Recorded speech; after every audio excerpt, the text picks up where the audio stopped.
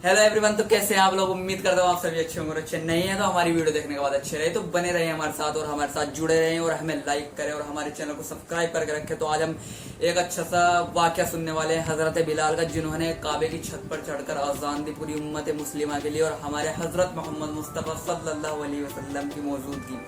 तो आज हम इसी वीडियो के जरिए से उनका वाकया सुनते हैं। तो चलिए बिना किसी देरी के वीडियो को स्टार्ट कर लेते हैं और इस वीडियो का ओरिजिनली हमारी वीडियो के डिस्क्रिप्शन में मिल जाएगा, तो आप वहां से भी जाकर चेक कर सकते हैं। तो बने रहे हमारे साथ और चैनल को सब्सक्राइब करके रखें ताकि हमारे आने वाली हर लेटेस्ट वीडियो आपको मिल सके जल्द से जल्द।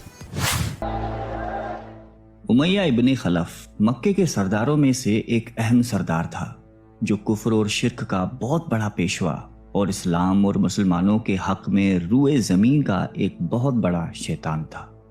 एक दिन उसको पता चला कि उसके किसी गुलाम ने बुतों को पूजने से इनकार करके किसी और को माबूद बना रखा है।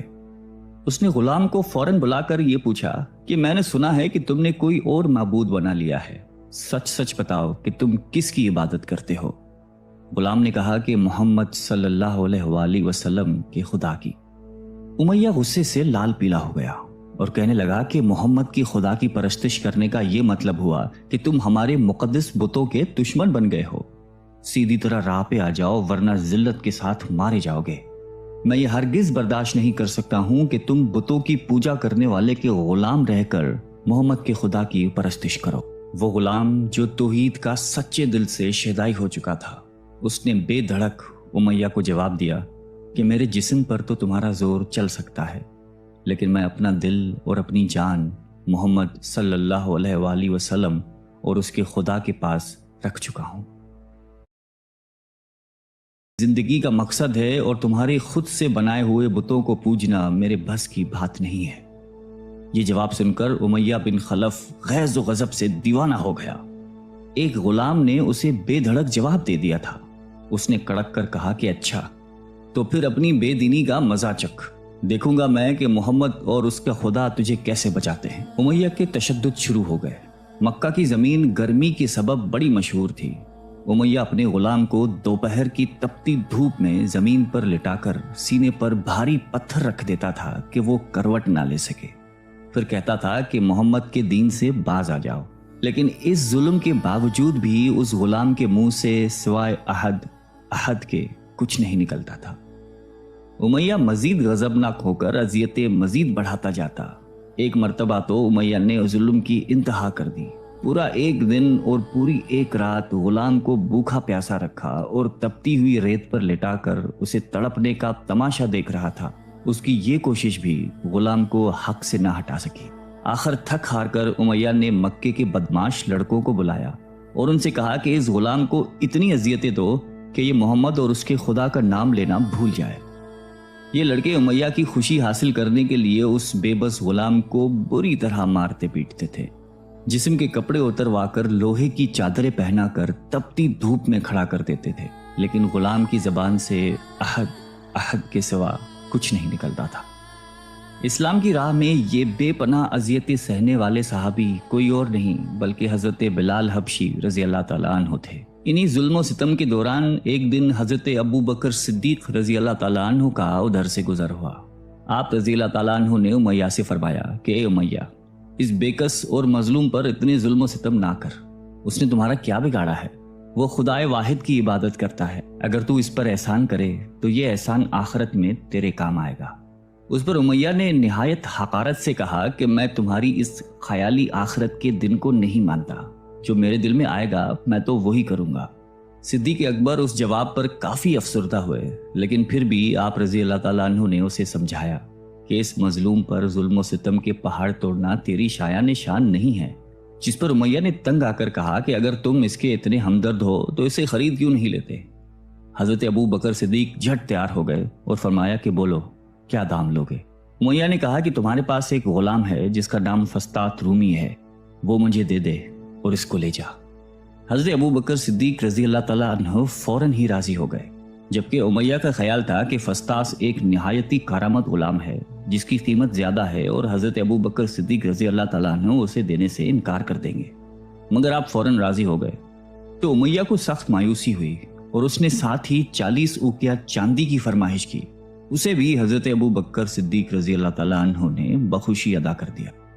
حضرت بلال رضی اللہ تعالیٰ عنہ کو ساتھ لے کر دربار رسالت میں حاضر ہوئے اور سارا ماجرا کہہ سنایا۔ آپ صلی اللہ علیہ وسلم نہایت ہی خوش ہوئے اور فرمایا کہ ابو بکر، اس کار خیر میں مجھے بھی شریک کر لو۔ صدیق اکبر رضی اللہ تعالیٰ عنہ نے فرمایا کہ یا رسول اللہ، میں اسے خدا کی راہ میں آزاد کر چکا ہوں۔ یہ سن کر زبان رسالت سے صدیق اکبر رضی اللہ تعالیٰ عنہ کے لیے کلمہ رحمت جاری ہو گئے۔ حضرت بلال رضی اللہ تعالیٰ عنہ نے اس غلامی میں 28 سال گزار دیے، لیکن آپ چونکہ نہایتی نیک اور پاکیزہ طبیعت کے تھے، لہذا جب حضرت صلی اللہ علیہ وآلہ وسلم نے دعوت توحید دی تو آپ نے فوراً اسے قبول کر لیا، اور یوں آپ سابقون الاولون کے مقدس جماعت میں شامل ہو گئے۔ رہائی پانے کے بعد حضرت بلال ہمیشہ آپ صلی اللہ علیہ وآلہ وسلم کی خدمت میں حاضر رہتے تھے اور دل و جان سے نبی پاک صلی اللہ علیہ وآلہ وسلم کی خدمت بجا لاتے۔ آپ صلی اللہ علیہ وسلم حضرت بلال کو کسی بھی چیز کا حکم دیتے تو آپ اپنی جان بھی لڑا دیتے۔ غزوہ بدر سے لے کر غزوہ تبوک تک تمام غزوات میں شامل رہے، لیکن حضرت بلال کی اسلام کے لیے سب سے بڑی خدمت اور ان کے لیے سب سے بڑی سعادت اسلام کا سب سے پہلا موذن ہونا ہے۔ ہجرت کے بعد جب مسجد نبوی صلی اللہ علیہ وآلہ وسلم تعمیر ہوئی تو آپ صلی اللہ علیہ وسلم نے آپ کو اذان دینے کا ذمہ سونپا۔ آپ کی آواز نہایت ہی دل نشیں تھی اور اس میں ایک ایسی تاثیر تھی کہ اذان کی آواز سن کر لوگ سب کام چھوڑ چھاڑ کر مسجد کی طرف دوڑتے۔ 8 ہجری میں جب مکہ فتح ہوا تو کعبے کو بتوں سے پاک کرنے کے بعد آپ صلی اللہ علیہ وسلم نے حضرت بلال سے فرمایا کہ اے بلال، کعبے کی چھت پر کھڑے ہو کر اذان دو۔ اور یہ مبارک سلسلہ حضور صلی اللہ علیہ وآلہ وسلم کی حیات مبارکہ تک اسی محبت اور عقیدت کے ساتھ جاری رہا۔ لیکن 11 ہجری میں جب آپ صلی اللہ علیہ وسلم نے سفر آخرت اختیار کر لیا تو اس عاشق رسول صلی اللہ علیہ وآلہ وسلم پر غم کا پہاڑ ٹوٹ پڑا اور مدینے میں رہنا اب آپ کے لیے دشوار ہو گیا۔ آپ کو ہر وقت پیارے نبی صلی اللہ علیہ وآلہ وسلم کی یاد ستاتی رہتی تھی۔ آپ صلی اللہ علیہ وسلم سے آپ نے سنا ہوا تھا کہ مومن کے لیے سب سے افضل عمل جہاد فی سبیل اللہ ہے، لہٰذا آپ رضی اللہ تعالیٰ عنہ خلیفہ اول حضرت ابو بکر صدیق کی خدمت میں حاضر ہوئے اور جہاد پر جانے کی اجازت طلب کی، لیکن حضرت ابو بکر صدیق رضی اللہ تعالیٰ عنہ نے آپ کو خدا کا واسطہ دے کر کہا کہ مجھے اس بڑھاپے میں تنہا چھوڑ کر مت جاؤ۔ تو حضرت بلال نے اس شرط پر ابو بکر صدیق رضی اللہ تعالیٰ عنہ کی بات مان لی کہ اب وہ رسول اللہ کے بعد کسی کے لیے اذان نہیں دیں گے۔ حضرت ابو بکر صدیق رضی اللہ تعالیٰ عنہ نے ان کی یہ بات مان لی، لیکن آپ کے دور خلافت کے بعد خلیفہ دوم حضرت فاروق اعظم رضی اللہ تعالیٰ عنہ کے دور میں بھی جب بیت المقدس کی تسخیر کے لیے شام جانا پڑا تو وہاں عیسائیوں سے صلح نامہ طے پانے کے بعد حضرت عمر فاروق رضی اللہ تعالیٰ عنہ نے ایک خطبہ دیا اور حضرت بلال سے درخواست کی کہ آج جبکہ قبلہ اول پر توحید کا پرچم لہرا دیا ہے تو اس باعظمت موقع پر اگر آپ اذان دیں تو ہم آپ کے مشکور رہیں گے۔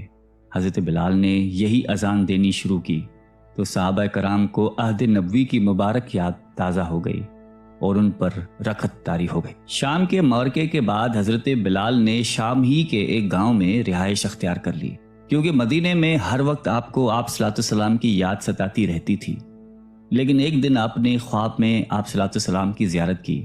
آپ ان سے فرما رہے تھے کہ اے بلال، کیا ابھی وقت نہیں آیا کہ تم ہماری زیارت کے لیے آؤ؟ اس خواب نے آپ کو بہت تڑپا دیا اور آپ بیتاب ہو کر فوراً مدینے روانہ ہوئے۔ مدینے پہنچ کر حضرت بلال نے روضہ اقدس پر حاضری دی اور اس درد سے روئے کہ حاضرین بھی اشکبار ہو گئے۔ وہیں حضرت امام حسن رضی اللہ تعالیٰ عنہ اور حضرت حسین رضی اللہ تعالیٰ عنہ بھی موجود تھے۔ نانا کے پیارے نواسوں کو آپ نے اپنے ساتھ چمٹایا اور بے تحاشا چومنے لگے۔ حضرت حسن رضی اللہ تعالیٰ عنہ اور حسین رضی اللہ تعالیٰ عنہ نے آپ سے اذان فجر کی فرمائش کی، بھلا اس میں رد کرنے کی کہاں گنجائش تھی۔ اگلے دن جب فجر کا وقت ہوا تو آپ نے اذان دینی شروع کی۔ لوگوں کی عہد رسالت کی یاد تازہ ہو گئی اور لوگ اس طرح روتے ہوئے مسجد کی جانب چلنے لگے جیسے کہ نبی پاک صلی اللہ علیہ وآلہ وسلم کا دور واپس آ گیا ہو۔ ایسا دردناک منظر اس کے علاوہ کبھی دیکھنے میں نہیں آیا۔ حضرت بلال حبشی رضی اللہ تعالیٰ عنہ نے 60 سال کی عمر میں وفات پائی۔ آپ کا مزار دمشق میں ہے आपको दरबार रसालत में ख़ास मकाम हासिल था।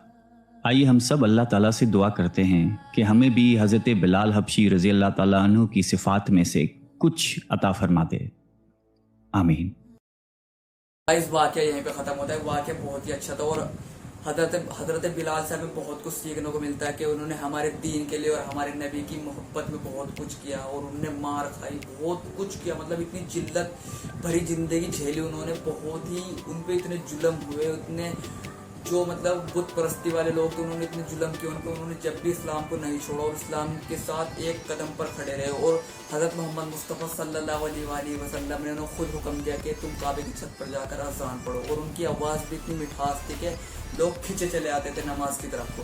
तो गाइस ऐसे ही अच्छे वाक़े और बयान के साथ हम मिलेंगे आपको इससे अगली वीडियो में। तो बने रहिए हमारे साथ और हमारे चैनल को सब्सक्राइब करके रखें और नोटिफिकेशन को भी ऑल पे क्लिक करके रखें ताकि हमारी आने वाली वीडियो आपको सबसे पहले मिल जाए। तो चलिए बाय।